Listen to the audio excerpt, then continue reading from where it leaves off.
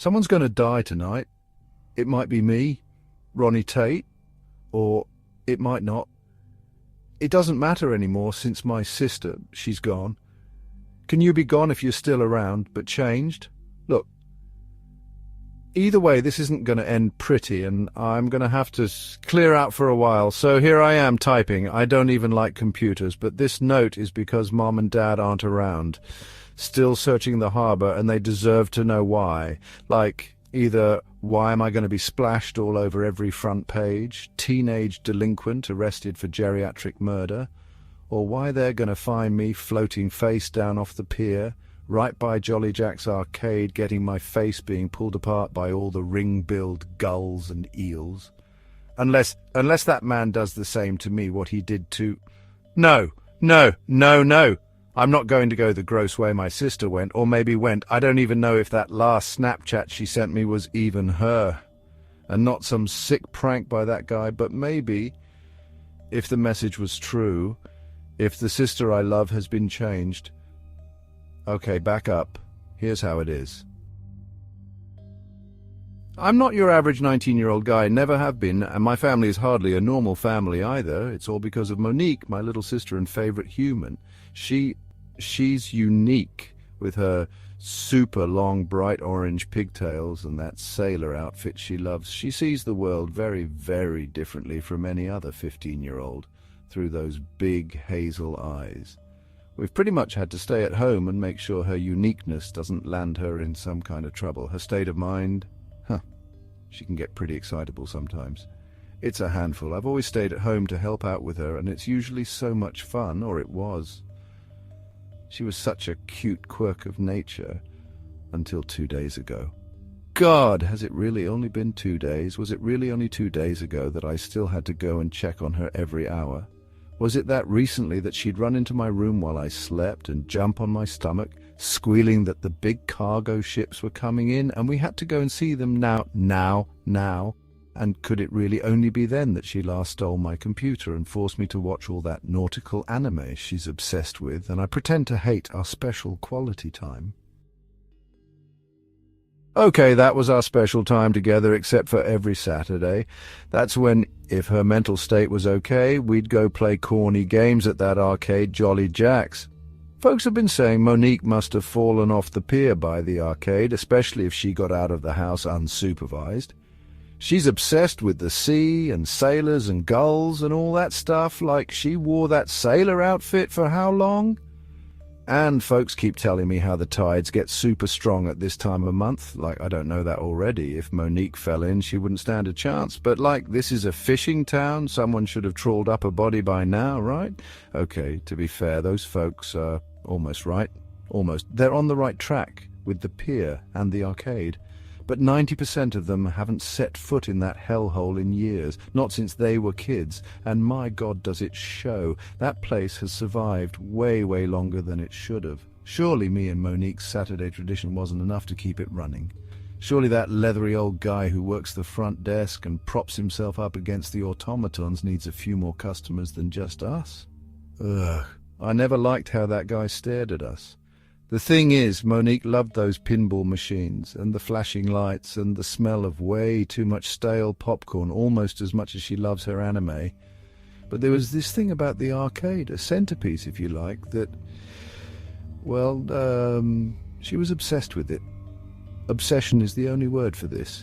She would tug me right past all the machines first thing and just go straight towards this big wooden cabinet of once lurid colours where this stubby little slouched figure leered lopsidedly at us from behind the murky glass. Ugh, those glassy blue eyes, that yawning leather maw, those slightly too rosy cheeks with the paint cracking off. I'll never get why Monique was so freaking obsessed with that laughing sailor automaton. She fed penny after penny into the little coin slot, and when she ran out of pennies, she'd fight me for my wallet, shoving me away and running off. And even though she'd giggle and clap her hands all the while, you'd never hear it over the automaton's racket. The laughing sailor. I honestly couldn't look or listen to it anymore after a while. The way the little figure sat still, but his torso was jerked and swung around by all that laughter, those screams of mirth like he was some kind of madman dying of hallucinations right before our eyes. I couldn't stand it, but it made Monique so happy for some reason. So what was I meant to do about it, huh? Even that leathery owner guy smiled when she watched that accursed thing laughing and never, ever blinking those gross blue eyes. The laughing sailor broke down 2 days ago. That thing, it was dirt old. Just so you know, I think it was from the 50s or something. But hey, I'm not complaining. I'd always hoped this would happen sometime. Anything to break Monique's unhealthy love. But then... Okay, I was relieved, but also really sad for Monique. She was crying and stomping her feet and banging over and over on the glass, begging the sailor man to be happy again, please, just one more time. She screamed that he was the one and only happiest person she'd ever known, that no one else didn't think of her as a chore. I was about to take her back home, because this was quickly becoming another of her attacks, when the owner appeared right behind us. I'd barely ever seen him walking before, and his body was gnarled and warped from the harbour's damp. Here's the thing. He was literally dressed in black, in mourning. I mean, he always propped himself up on those animatronic fiends, but really? He mordantly noted that my sister was usually happy here. I didn't know what to say. I hated talking to that guy, though that's only a fraction of the hatred I hold for him now. He totally ignored my silence, hobbling straight to Monique, resting those jittering hands on her shoulders.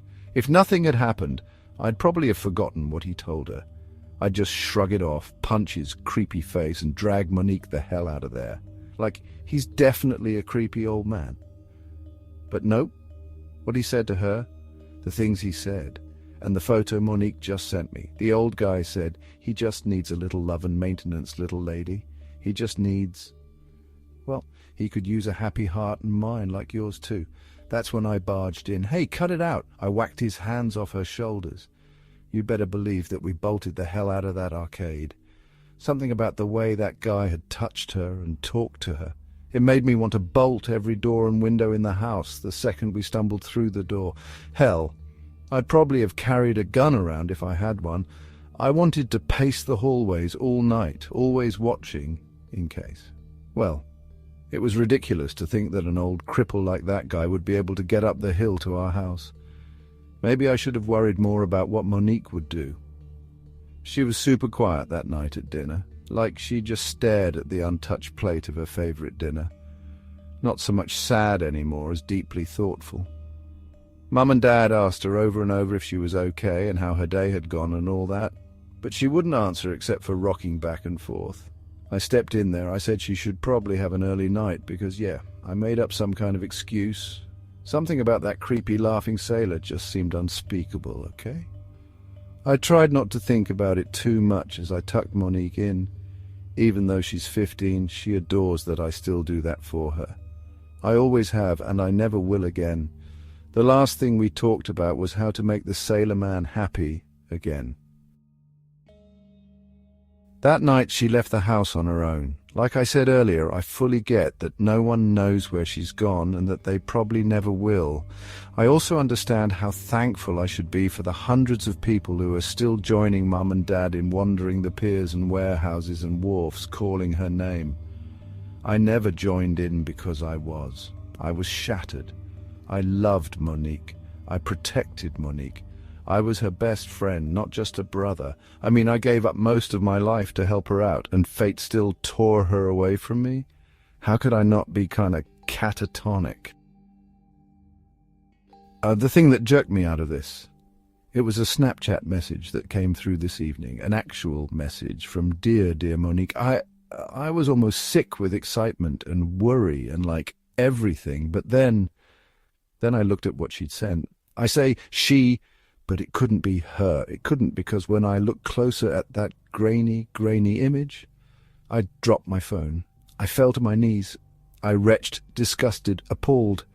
This photo was either the sickest of all pranks or a sign that the leathery arcade owner must die as soon as possible.